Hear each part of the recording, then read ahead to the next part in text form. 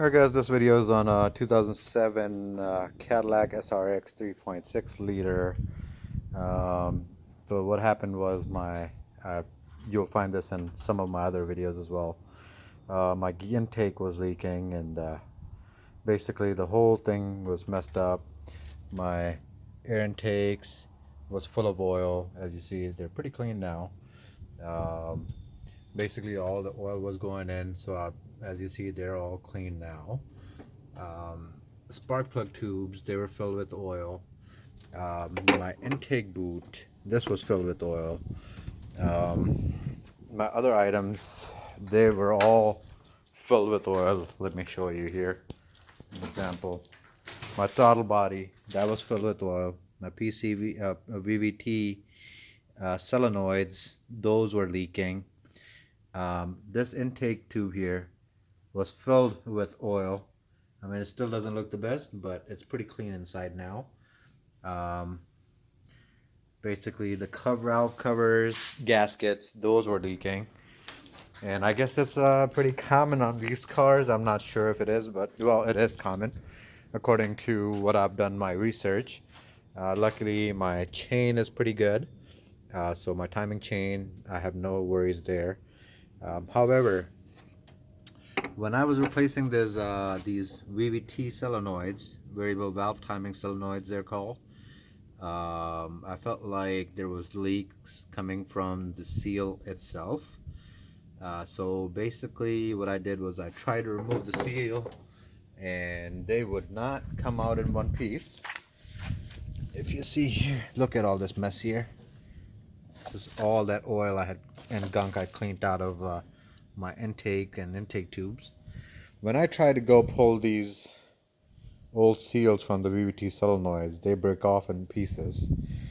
So what I had to do is, once these pieces broke off from the middle, I took a flathead screwdriver, and basically what I did is I went through the corners like this, right in the corner. Okay, well, I'm doing this one, so check this one out.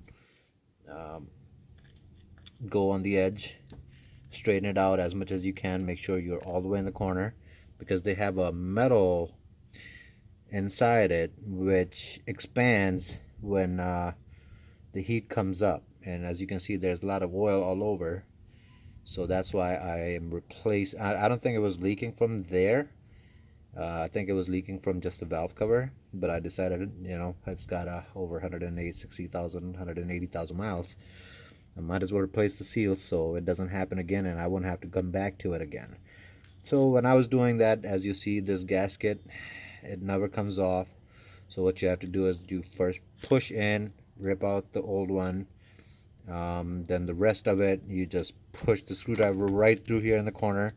Take a hammer, pop it in, and turn it like this. Make sure it goes in a lot. Turn it like this. And as you see, it's starting to pop out. So bend it as much as you can and you force it out, those will come out. And that's the only and the best way I've found to get these out without having to buy any other special tools. And there's not a lot of videos that show you how to replace those seals, so that's why I'm doing this. I mean, not a lot. You mean I didn't even find one, to be honest. So basically I figured I might as well show you guys. There's a metal clip that expands, and that's why the rest of the part doesn't come out. So once you take that little piece out from the center, you take the screwdriver, hammer it, get a grip in there, and then you twist it left and right till you have more gap, and then you just pop it behind it and pull. That'll come right off. All right.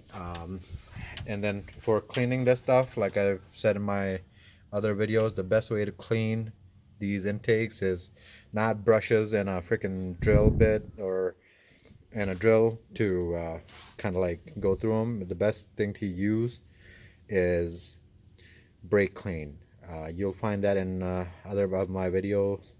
I did put up a couple of videos before. There's a couple things I said that kind of don't make sense, because to get this VVT solenoid out of here, this top one, you have to move this bracket that's holding this power steering pump in place. So what you're gonna do is, instead of having to take this whole thing off, what you can try to do first is take a 10 millimeter wrench and turn it down. It's gonna be tough because those things are man in there, so it's gonna be tough. But once you get that loosened up once, you can easily spin them out with your finger. Then only problem is popping it all the way out.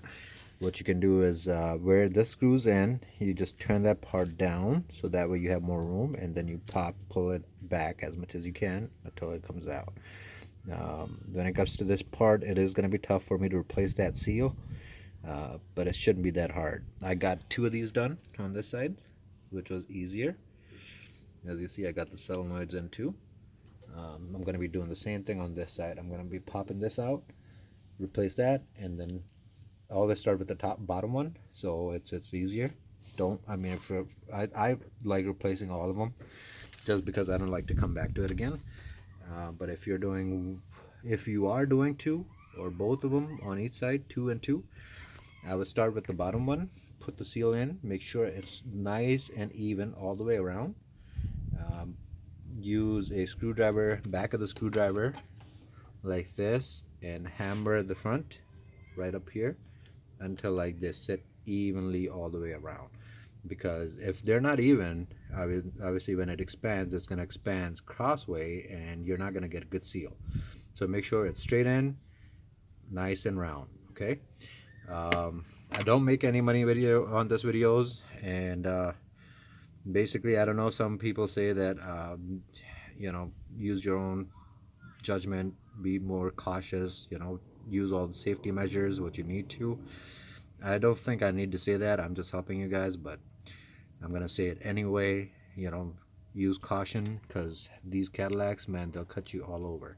So basically, just be careful when you're doing it, and I wish you good luck. Remember, the best thing to use is a can of brake parts cleaner, something really good, CNC, O'Reilly's, 3M, whatever you like to use.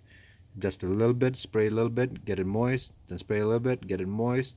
That's how you're going to save on brake parts fluid. If you use too much, then you're going to run out of a lot of bottles.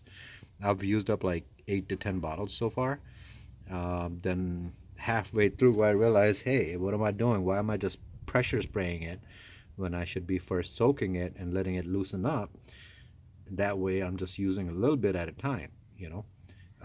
So that's what you have to do. Make sure when you're doing one side, cover the other side. Then when you flip it over, do the same thing, cover this side, and then spray from the other side, and they're both going to be clean. As far as the intakes go, as you see, I got the stuff or paper towel stuffed in there really good. Then what I did was, I basically sprayed it a little bit, moistened it up. I used paper towels to wipe it down, sprayed, moist, wipe it down, sprayed, moist, wipe it down in a series, few times. And then because that stuff gets wet, you want to remove that and then put in a new paper, stuff in a new paper, and continue the process again. Once you do that like 4-5 times, you should be good to go. Mine's look pretty good compared to where they were at. So you'll see the difference if you see my other videos. If you have any questions, let me know. And if you need to use brake parts cleaner inside your tube to clean out all the oil, you can do that, because brake clean is the best, because it dries up really fast. It cleans and dries up fast. So that's what you want to use. If you have any other questions, let me know, and I'll do my best to make more videos. Please do give me thumbs up so I can keep making some of these videos for the guys that need help. Like I said, I don't expect much. It's just it'll just motivate me to make a couple of videos for you guys. All right, thank you very much. Enjoy now.